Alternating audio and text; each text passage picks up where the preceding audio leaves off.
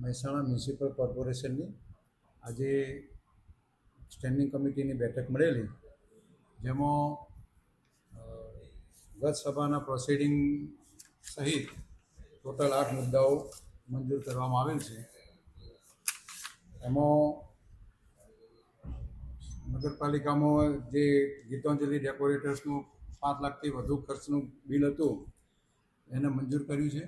સરકારશ્રીના વિવિધ પ્રોગ્રામોમાં જે અહીંથી બહાર જવાનું જે પ્રોગ્રામો હોય છે વડાપ્રધાનશ્રીના, તેમજ એમાં ફૂડ પેકેટ બનાવવાના સહિતના, તેમજ અહીંયા કૃષિ મેળો તેમજ અન્ય મેળાઓમાં જે ભોજન સમારંભ સહિતના જે હોય છે એમાં જે જમણવાર સહિતના તેમજ નાસ્તો, ચા, કોફી, પાણીની વ્યવસ્થા સહિતના જે વ્યવસ્થા હોય છે એનો જે ખર્ચો થતો હોય છે એના પૈકી 7 લાખ વધારાનો ખર્ચ થયેલ જે મંજૂર કરેલ છે. 5 લાખ રૂપિયા સુધીની મર્યાદા કારોબારી સિવાયની હોય છે અને 5થી વધુ હોય તો કારોબારીને મંજૂર કરવાનું હોય. ટોટલ 12 લાખ ખર્ચ.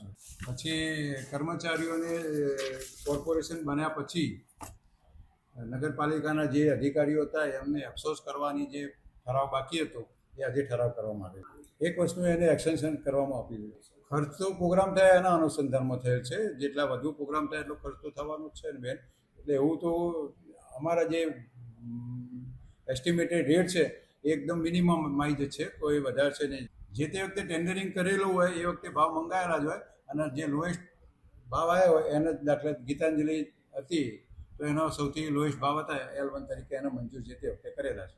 ભાવ વધારો છે જ નહીં, સૌથી ઓછો ભાવ હતો ને બેન, 130 રૂપિયા જમણવારના છે. પ્રોગ્રામ વધારે થાય એનું બિલ છે ને બેન.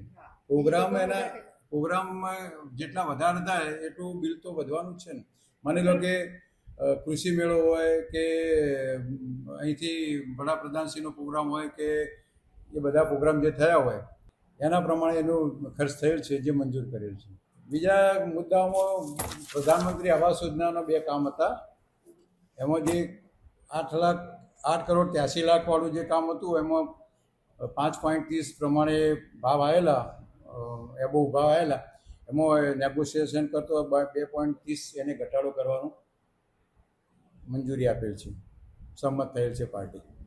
5.30થી 3 એટલે 3% તૈયાર થયો છે. 84 ફ્લેટવાળું જે કામ છે એમાં 3.39 જે ભાવ હતો એમાં 0.50 એટલે મતલબ 0.5% એને ઘટાડવાનું મંજૂર કરેલ છે.